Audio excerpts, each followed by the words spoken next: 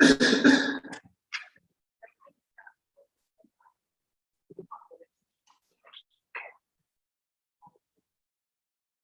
got the first points, Torsten. You want to go? Yeah, it's now recording. Yeah, so I would like to talk about the OKRs today.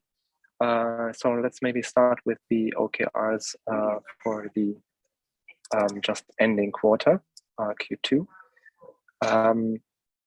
So I feel like we should complete the status of the first one here, improve work with large files in the UI, simply because I think we've achieved the goal. There are still some open issues under the Epic, but I feel those issues are further enhancements that no longer contribute to the OKR. So I would suggest we put that to 100% with that explanation. Yeah, I think so too. I think so too. I think that the goal has been achieved. It's been rolled out. It's default to customers. So all in all, it's delivered. So 100% agreed. Okay. Then the next one is we have this organized source code rules around branches. And I think we haven't made a lot of progress there, mainly because the backend team has been very busy with that customer escalation that we all know about. And that had higher precedence over this one. So I would suggest we just continue with this work or pick up this work in Q3. Yeah, I think it sounds good on that. It's totally reasonable. We had other priorities step in. I'll just say that we have we have a tracking issue that is currently sitting with three tasks out of 9 done, but the issues is basically just 1 out of 6. So in essence, it's kind of like the same, around 16% of tasks done, but that's just the front end part. For the overall, 11% sounds reasonable. So okay, and by the way, there will be one more small issue that we have to add that we found out in the last 2-3 days. It's about security approvals, and we're going to add another issue there because right now they are part of the merge request approvals, and we need to find a nice place for them in the meantime until we can do that properly. But I think it will be a small issue.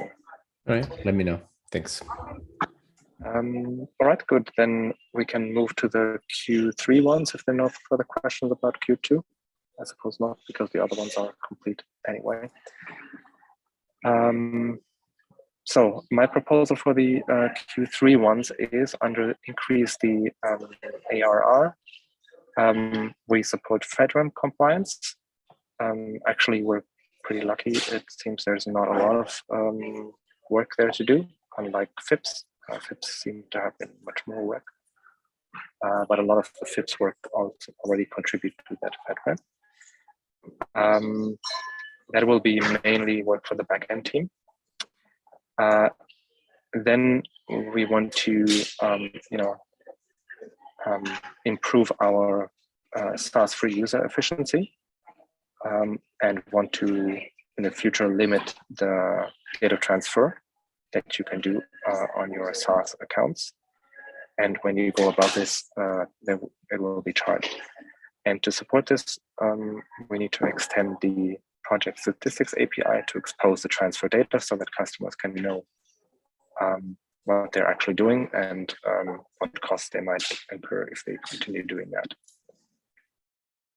Then the next one, it's a bit more open. We have this priority list in our large planning epic.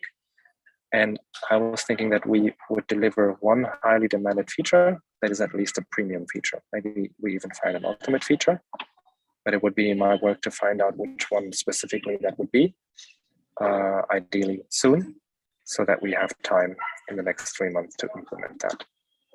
So Torsten, you probably will need some level of effort estimations as well for those. I put that in the last bullet. Actually, it's not a bullet anymore. So at the very bottom, how should we do grooming? I will need some input. Sorry, backlog refinement. let's call it backlog refinement. That's fine. So unfortunately, Igor is not here because I'll probably also need support from them. I think. Yeah. Did you know how we should do it, Andre? No, so I don't have any specific proposals on how we could do that. But I think we can definitely improve what we're currently doing, which is not a lot. Just like on planning, we'll just try to pick them up. I don't think I've seen groups utilizing the weekly call for it. I feel like it's a bit of a waste of time for some of the involved people in the call. I think it would be probably just, I'll be okay in setting up another call to do specifically that. It could do like one every 2 weeks or like in the middle of the milestone could, as long as one of them falls in the middle of the milestone, could be useful. And then we would call the people that are involved, like you, me, Sean, and Anastasia, I would say. Those are the 4 people, the quad planning. I could be up for that, setting up a call specifically to do that refinement, and we will go through like each lists and discuss anything that we might want to discuss together. And I think we should still work on it outside of those calls, but those calls will be the moment for us to kind of get together and discuss anything. Do we, in terms of effort estimation, do we need more input from the developers themselves, or is this something that you and Sean can cover? So I can usually cover good enough. I mean, it's also a question of good enough, right? I mean, right. Yeah. The first pass, we can totally take it. I think usually we can solve that on a case-by-case basis. When I think about the refinement, what I think about is, making sure that we're clear. So, for example, we have a lot of remnants that are still in the milestone, but they don't get scheduled as deliverables, so they just roll over to the next milestone. A lot of those issues sometimes are not a slam dunk decision that we can make on our own. So those calls will be beneficial for us to have those conversations around, hey, what about this issue? What should we do with it? So I think it's more than just the wait, but yes, we can take a first pass ourselves and then loop in ICs as we need to. So that would be my approach. Yeah, we can loop in ICs whenever needed.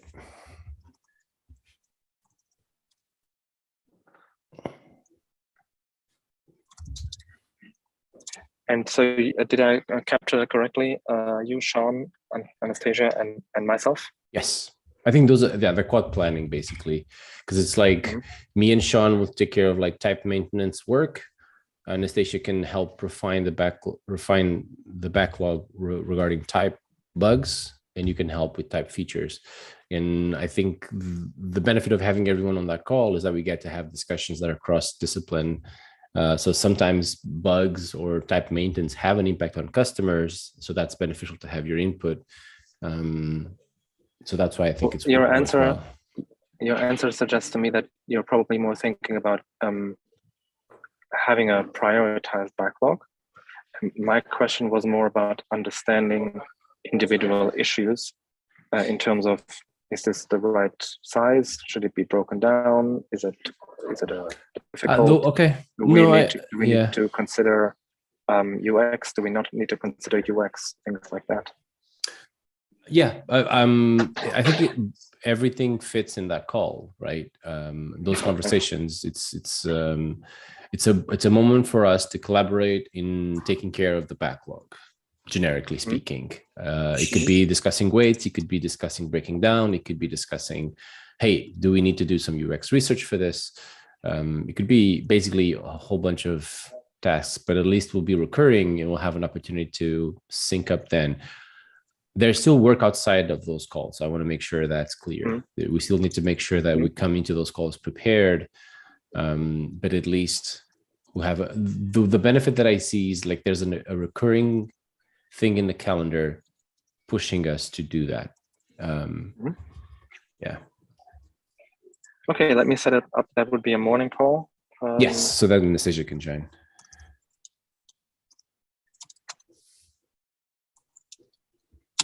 Amy, you're on the call, so I don't think you would be taking much benefit from attending these ones.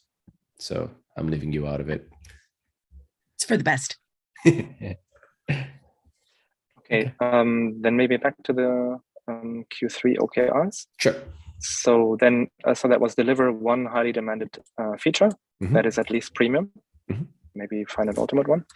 Then I made a objective for myself. Okay. To develop a vision for the source code management team. Identify top 1 to 3 projects to work on in the next 12 months. Yeah, this is helpful. It will be very, especially because we're starting to look at the next year in terms of staffing and the size of the team. Right now in the front end, we have 2 engineers. And if we want to pick like large tasks that involve a lot of front end, like refactors or like change or build an application or something like that, we would have to check about the workload and everything. So that vision will be very useful for us to be able to do that forecasting. So thank you for picking that up. So Andre, is there like a specific timeline in the year where such decisions on team size are made that I should be aware of? That's a good question. I'm trying to remember the last time. We usually do this as part of the budget efforts. So I'm trying to think. I think it's towards the end of the year. I think usually around November is when we have these conversations, if I remember correctly. So by that time, it's important for us to know what will be the size of the team in the upcoming year. Do we have needs for staffing? Do we need to add recs to each team that we're going to be growing or not? And that's usually around that time. So this works perfectly, since by the end of the Q3, we'll be in a position to kind of like look at the vision and see, okay, engineering wise, we're going to need more or less engineers. All right, good to know. Then the next one is, investment theme, GitLab hosted first. I was thinking that we would deliver one either highly demanded feature or a bug or a specific customer at risk. These are all, again, in this epic, addressing SaaS customer needs or those that want to move to SaaS. And again, it would be on me to find out quickly what that at least one thing is that we should do. And then, of course, the carryover from Q2 we just discussed. Organized source code rules around branches. Does that make sense? Is it ambitious enough? Is it not ambitious enough? Is it stupid? I think it's good. I think it. So if anything, it depends on how much effort those features that you're talking about the GitLab hosted first and the increased ARR. If they're large features, we might be being a bit too ambitious, but if they're medium sized, they're totally doable. But those are aspirational goals anyway. OKRs are supposed to be stretching us. So I feel like overall, this sounds like a good plan because it continues to work for source rules to make that a little bit more cohesive and easy to use. Then we ship things directly to customers that addresses customers' concerns and needs. So I like these two things. It's pending your validation about what would be a feature that fit that mold, but I'm happy of wording our OKRs in that way. Deliver a highly demanded feature, addressing SaaS customer needs. So that's a perfectly wordable OKR, because we don't have to know exactly what's the work we're going to do when we set it, right? So we can figure that out as we go, and we have a list to then track that.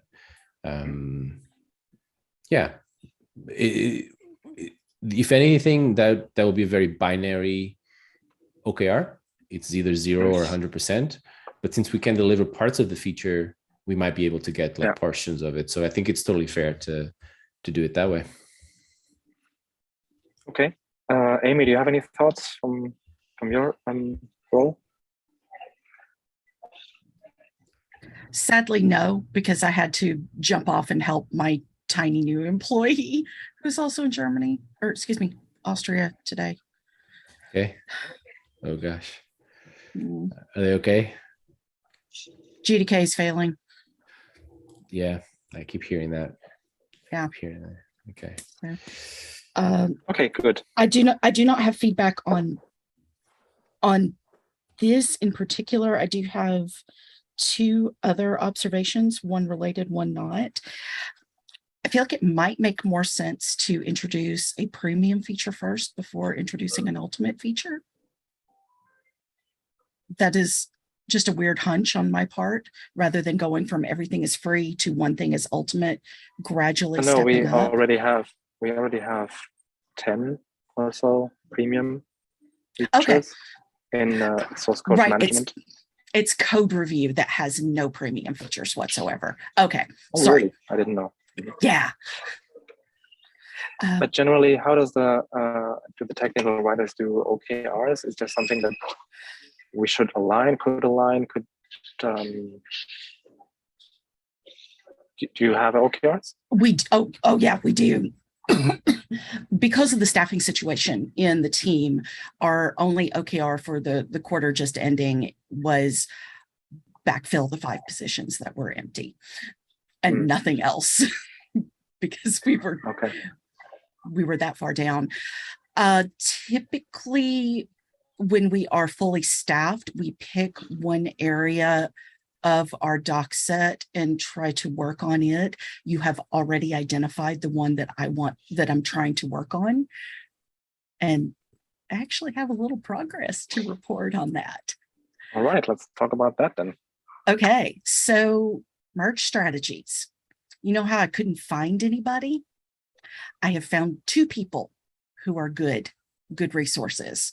Sujeevan literally wrote a book on Git. Mm-hmm. And how I found this out was because I wailed to Stan Hu. Literally in the last 2 hours before I went on vacation, messaged Stan and said, I'm trying to find deeper details on merge methods, and I can't find anybody who can talk to me about it. His response was, let's get on Zoom and record it. Dude did it off the cuff. I've got to transcribe all my notes from him talking for about 45 minutes about merge methods. Him being Sujeevan. No, Stan Hu. Stan Hu, okay. Mm-hmm. Yeah. Stan is amazing. Stan is a person you go to as the last resort because he's working on big problems. But we give each other a hard time in tickets. So you got your revenge there? Actually, no. We built up a good relationship about a year ago when he started sending me some stuff, and I didn't know who he was, so I treated him like everyone else. Turns out he liked that. So can you, once you have written that down, your own notes, if you share them with me? Oh, it's going in the issue. A bunch of, yeah, great. Because I have myself a bunch of questions about branching strategies, and because it seems there was some feedback that I didn't understand, and I think maybe the feedback giver also didn't really, or the collector didn't really understand it. We have a page that details our merge strategies, our branching strategies, and I personally find it a bit confusing. Probably. So our competition is much more clear on what people should and should not do. And yes, we are kind of offering a plethora of options and not very clearly why, which one, to the point where I'm even thinking that at least one of those recommendations is probably an anti-pattern, which shouldn't be done. But I need to learn more about that, maybe from Sujeevan or from Stan Hu. Sarah has reached out in the professional services channel to find me some professional services people that regularly set up such branching strategies with customers, so that I can understand what is actually good, what works, what doesn't work. I What think do people choose? a good action here would be for you to reach out to Sajivan just to start setting up conversations between us and him and saying, hey, we know our docs are not great in this area. We know that you are a subject matter expert. Has anyone ever asked you questions? I bet the answer is no. Sajivan was one of the first coffee chats I had in the company. Okay. I see. I've never talked to him. 2.5 hours coffee chat. Nice. Okay. If you would feel comfortable establishing that relationship, I can ride along with it, because I feel like we maybe haven't been asking the right people questions.